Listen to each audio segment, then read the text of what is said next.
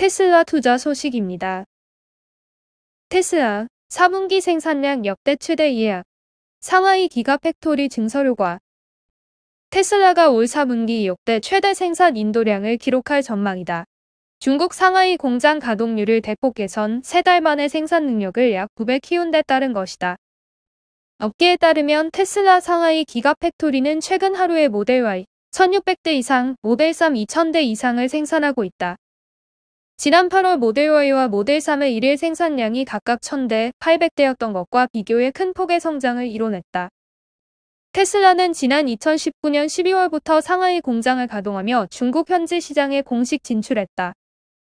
이후 지속적으로 생산 능력을 확대, 지난 3분기에는 13만 3238대의 차량을 생산했다. 중국 시장 진출 약 1년 만에 정부의 전기차 보조금 지원 정책에서 가장 큰 수혜를 입는 등 성공적으로 자리 잡았다. 작년 테슬라에 지급된 보조금은 총 21억 위안으로 최대 규모였다. 대상 차량만 10만 1083대에 이른다. 테슬라가 중국 시장에 공들이는 이유는 폭발적인 매출 성장세 때문이다. 올해 3분기 테슬라의 중국 매출은 31억 1천만 달러였다. 이는 미국 매출의 48.5%에 해당하는 규모다. 누적 매출은 90억 1,500만 달러로 전체 매출의 약 25%를 차지한다. 판매량에서 중국이 차지하는 비중은 44%에 달한다. 최근 상하이 연구개발센터와 기가팩토리 데이터센터도 개소했다.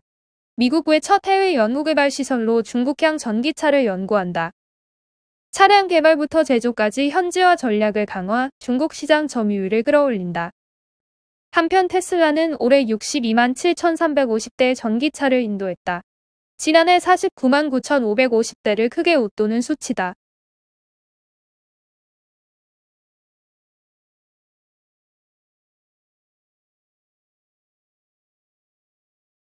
루시드 모터스 투자 소식입니다.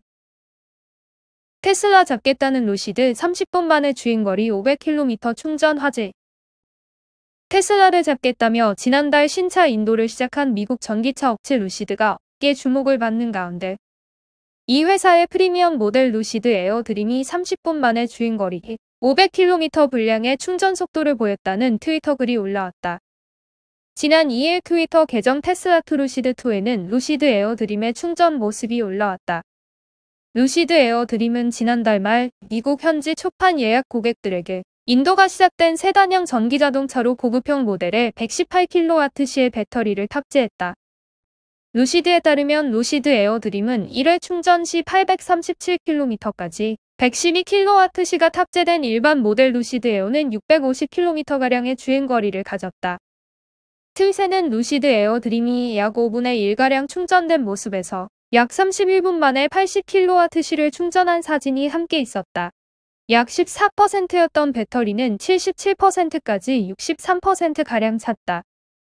미국 전기차 전문 매체 인사이드 이브스는 이는 평균적으로 1시간에 155kWh를 충전한다는 것이라며 시장에서 아주 우수한 충전 결과 중 하나라고 했다.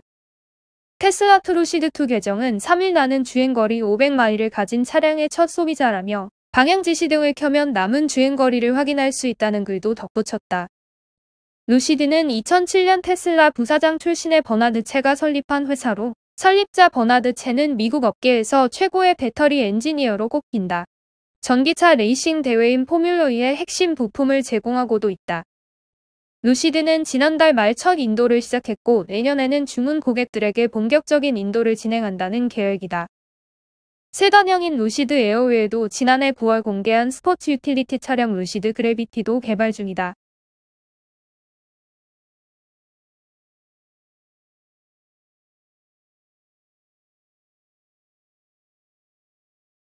애플 투자 소식입니다. 애플 M1 맥북 에어 덕에 세계 4위 노트북 PC 제조사 등극. 애플이 지난해 애플 실리콘 통합칩을 내놓기 시작하면서 맥북 제품군의 판매가 크게 신장된 것으로 파악됐다. 지난 2일 시장조사기업 스트래티지 애널리틱스의 자료에 따르면 애플은 올해 3분기 동안 맥북 시리즈 판매 호조로 650만 대 노트북 PC 제품을 출하한 것으로 파악됐다. 이는 지난해 같은 기간 대비 10%가량 출하량이 늘어난 것으로 3분기 전 세계 노트북 PC 시장 점유율 10%를 차지했다. 애플의 노트북 PC 시장 점유율 확대는 지난해 11월 출시한 M1 맥북 에어가 1등 공신이다. 비교적 저렴한 가격과 강력한 성능, 높은 휴대성이라는 세 가지 요소가 잘 조화된 제품으로 시장에 폭발적인 반응을 이끌었다. 한편 3분기 노트북 PC 출하량 기준 세계 1위 기업은 레노버가 차지했다. 레노버는 올 3분기 1,530만 대의 노트북 PC를 출하해 시장 점유율 23%로 1위 자리를 지켰다. 2위는 HP로 1,430만 대의 출하량과 시장 점유율 21%를 기록했다. 델은 같은 기간 1,220만 대의 노트북 PC를 출하해 3위에 올랐다. 시장 점유율은 18%이다. 3분기 전 세계 노트북 PC 출하량은 총 6,680만 대로 집계됐다. 지난 2020년 3분기와 비교해 8%가량 늘었다. 스트래티지 애널리틱스는 전 세계적인 반도체 부품 공급 부족 현상으로 공급이 수요를 충분히 따라가지 못했다고 평가했다.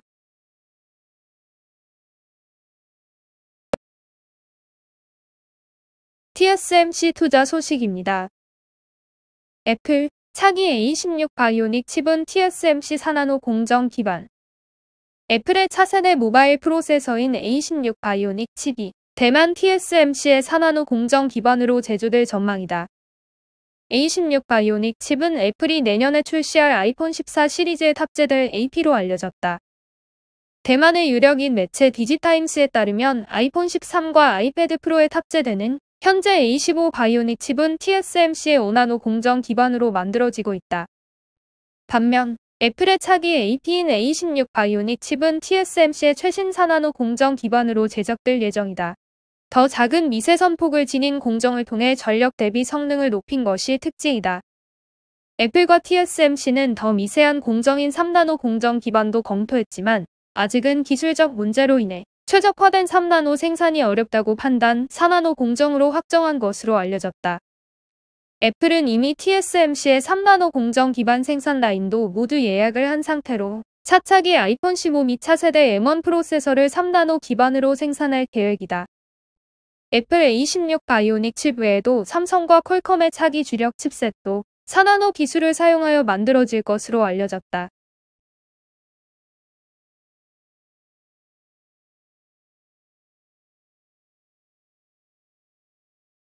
보잉 투자 소식입니다. 보잉, 저궤도 위성통신 사업 허가 획득. 글로벌 위성통신 경쟁 가열. 미국 보잉이 정부로부터 저궤도 위성통신 사업을 시작하기 위한 사업 허가를 획득했다. 항공우주 분야 전문 기업으로서 기내 무선 인터넷과 도시망 공교통 시장에 대비하려는 포석으로 풀이된다.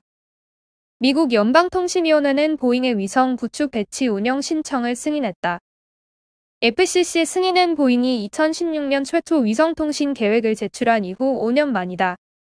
보잉은 132개 저궤도 통신위성과 15개 미정지 궤도 위성을 혼합해 V대역을 통신위성 궤도 용도로 사용하는 계획을 신청했다.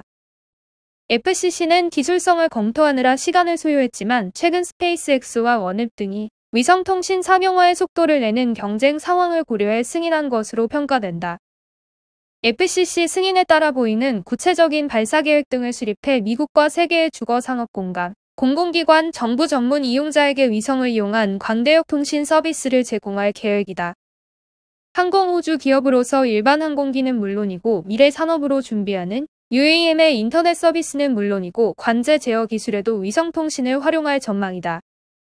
저궤도 통신위성은 지구와 가장 근접한 고도인 500에서 1500km 상공에서 기존 이동통신의 공간 제약을 초월해 10m초 급으로 적은 지연 시간을 제공해 항공기와 선박 등 이동체 제어에 적합하다.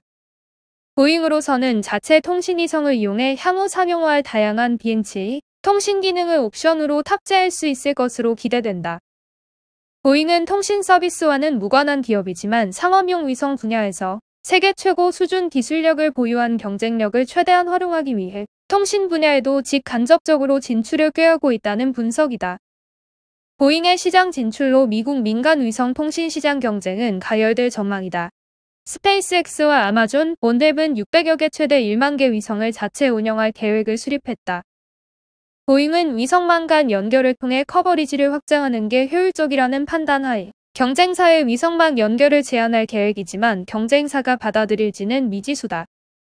보잉은 저궤도와 비정지궤도 등 복합 활용을 통한 다중 궤도 활용에서 위성통신의 미래를 보고 있다며 V 대역 활용 범위를 확장하고 기본 기술을 성숙시키는 작업을 지속하겠다고 밝혔다.